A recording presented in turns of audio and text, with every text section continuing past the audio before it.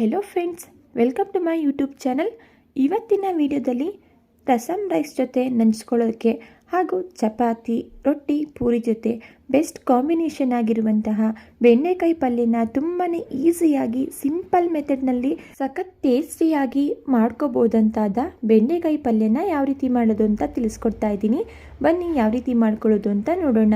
ಬೆಂಡೆಕಾಯಿ ಪಲ್ಯನ ಮಾಡೋದಕ್ಕೆ ನಾನಿಲ್ಲಿ ಮೊದಲು ಅರ್ಧ ಕೆಜಿಯಷ್ಟು ಬೆಂಡೆಕಾಯಿನ ವಾಶ್ ಮಾಡಿ ಈ ರೀತಿ ಸಣ್ಣದಾಗಿ ಕಟ್ ಮಾಡಿ ಇಟ್ಕೊಂಡಿದ್ದೀನಿ. ಈಗ ಇದನ್ನು ಪಕ್ಕಕ್ಕಿಟ್ಕೊಂಡು ನೆಕ್ಸ್ಟ್ ನಾನಿಲ್ಲಿ ಒಂದು ಫ್ರೈಯಿಂಗ್ ಪ್ಯಾನ್ ಇಟ್ಕೊಂಡಿದ್ದೀನಿ. ಪ್ಯಾನ್ಗೆ ನಾನಿಲ್ಲಿ 4 ಟೇಬಲ್ ಸ್ಪೂನ್ ಆಗುವಷ್ಟು ಕಡಲೆಬೀಜನ ಸೇರಿಸ್ಕೊಂಡು ಕಡಲೆಬೀಜ ಕ್ರಿಸ್ಪಿಯಾಗಿ ಸ್ವಲ್ಪ ಕಲರ್ ಚೇಂಜ್ ಆಗುವವರೆಗೂ ಇದನ್ನು ಚೆನ್ನಾಗಿ ಫ್ರೈ ಮಾಡ್ಕೋಬೇಕಾಗುತ್ತೆ. ನೋಡಿ, ಕಡಲೆಬೀಜನ ಇಷ್ಟು ನಾವು ಕಲರ್ ಚೇಂಜ್ ಆಗೋವರೆಗೂ ಫ್ರೈ ಮಾಡಿಕೊಂಡು ನಂತರ ಗ್ಯಾಸ್ ಸ್ಟವ್ನ ಆಫ್ ಮಾಡಿಕೊಂಡು ಫ್ರೈ ಮಾಡ್ಕೊಂಡಿರುವಂತಹ ಕಡಲೆಬೀಜನ ನಾನಿಲ್ಲಿ ಒಂದು ಮಿಕ್ಸರ್ ಜಾರ್ಗೆ ಟ್ರಾನ್ಸ್ಫರ್ ಮಾಡಿ ಇಟ್ಕೊಳ್ತಾ ಇದ್ದೀನಿ.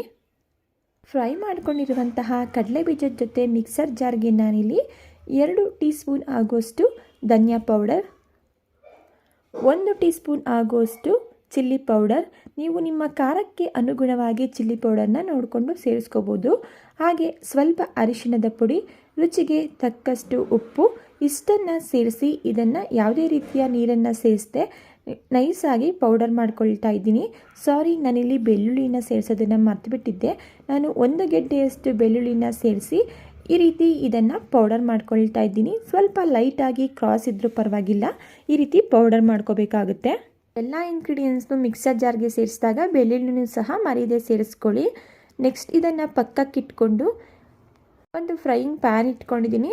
ಪ್ಯಾನ್ಗೆ 2 ಟೇಬಲ್ ಸ್ಪೂನಷ್ಟು ಎಣ್ಣೆನ ಸೇರಿಸಿ ಎಣ್ಣೆ ಬಿಸಿಯಾಗಿದ್ದ ನಂತರ ಇದಕ್ಕೆ ಕಟ್ ಮಾಡಿ ಇಟ್ಕೊಂಡಿರುವಂತಹ ಅರ್ಧ ಕೆಜಿಯಷ್ಟು ಬೆಂಡೆಕಾಯಿನ ಸೇರಿಸಿ ಐ ಫ್ಲೇಮಲ್ಲಿಟ್ಟು 4ರಿಂದ 5 ನಿಮಿಷಗಳ ಕಾಲ ಇದನ್ನು ಚೆನ್ನಾಗಿ ಫ್ರೈ ಮಾಡ್ಕೋಬೇಕಾಗುತ್ತೆ. ಈ ರೀತಿ ಐ ಫ್ಲೇಮಲ್ಲಿಟ್ಟು ಎಣ್ಣೆಯಲ್ಲಿ ಬೆಂಡೆಕಾಯಿನ ಫ್ರೈ ಮಾಡ್ಕೊಳ್ಳೋದ್ರಿಂದ ಬೆಂಡೆಕಾಯಿನಲ್ಲಿರುವಂತಹ ಲೋಳೆ ಅಂಶ ಎಲ್ಲ ಕ್ಲಿಯರ್ ಆಗುತ್ತೆ. 80% ಅಷ್ಟು ಬೆಂಡೆಕಾಯಿ ಕೂಡ ಫ್ರೈ ಆಗುತ್ತೆ. ನಾನಿಲ್ಲಿ ಬೆಂಡೆಕಾಯಿನ 4ರಿಂದ 5 ನಿಮಿಷಗಳ ಕಾಲ 80% ಅಷ್ಟು ಚೆನ್ನಾಗಿ ಕುಕ್ ಆಗೋವರೆಗೂ ಇದನ್ನು ಐ ಫ್ಲೇಮಲ್ಲಿಟ್ಟು ಫ್ರೈ ಮಾಡ್ಕೊಂಡಿದ್ದೀನಿ. ನೀವಿಲ್ಲಿ ನೋಡ್ಬೋದು ಬೆಂಡೆಕಾಯಿನಲ್ಲಿರುವಂತಹ ಲೋಳೆ ಅಂಶ ಎಲ್ಲ ಕ್ಲಿಯರ್ ಆಗಿದೆ.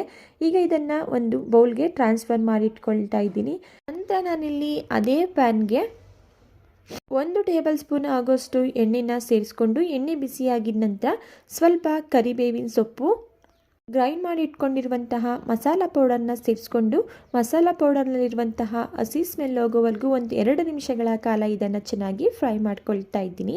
ನಾನಿಲ್ಲಿ ಬೆಳ್ಳುಳ್ಳಿನ ಸೇರಿಸಿ ಮಸಾಲನ್ನ ಗ್ರೈಂಡ್ ಮಾಡ್ಕೊಂಡಿರೋದ್ರಿಂದ ಬೆಳ್ಳುಳ್ಳಿ ಇರುವಂತಹ ಹಸಿ ಸ್ಮೆಲ್ ಹೋಗೋವರೆಗೂ 2 ನಿಮಿಷ ಇದನ್ನು ಚೆನ್ನಾಗಿ ಫ್ರೈ ಮಾಡಿಕೊಂಡ್ರೆ ಸಾಕು.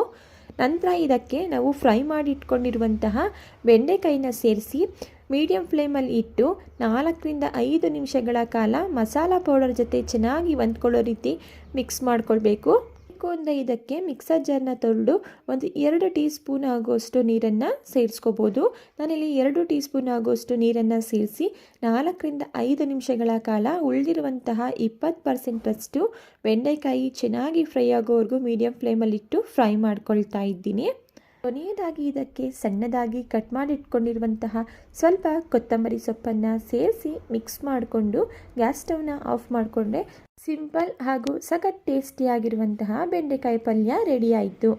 ರಸಮ್ ರೈಸ್ ಜೊತೆ ನಂಚ್ಕೊಳ್ಳೋದಕ್ಕೆ ಬೆಸ್ಟ್ ಕಾಂಬಿನೇಷನ್. ಹಾಗೆ ರೊಟ್ಟಿ, ಚಪಾತಿ ಜೊತೆ ಸೂಪರ್ ಆಗಿರುತ್ತೆ. ಒಂದ್ಸಲ ಈ ವಿಧಾನದಲ್ಲಿ ಬೆಂಡೆಕಾಯಿ ಪಲ್ಯನ ಟ್ರೈ ಮಾಡಿ ನೋಡಿ. ಓಕೆ ಫ್ರೆಂಡ್ಸ್, ರೆಡಿಯಾಗಿರುವಂತಹ ಬೆಂಡೆಕಾಯಿ ಪಲ್ಯನ ನಾನಿಲ್ಲಿ ಒಂದು ಪ್ಲೇಟ್ಗೆ ಸರ್ವ್ ಮಾಡ್ಕೊಳ್ತಾ ಇದ್ದೀನಿ. ಟೇಸ್ಟಲ್ಲಿ ನೋ ಕಾಂಪ್ರಮೈಸ್, ಅಷ್ಟು ಸೂಪರಾಗಿರುತ್ತೆ.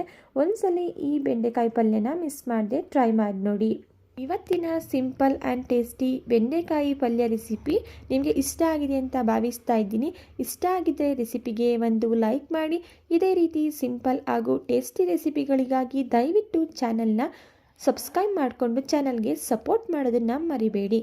Thank you for watching.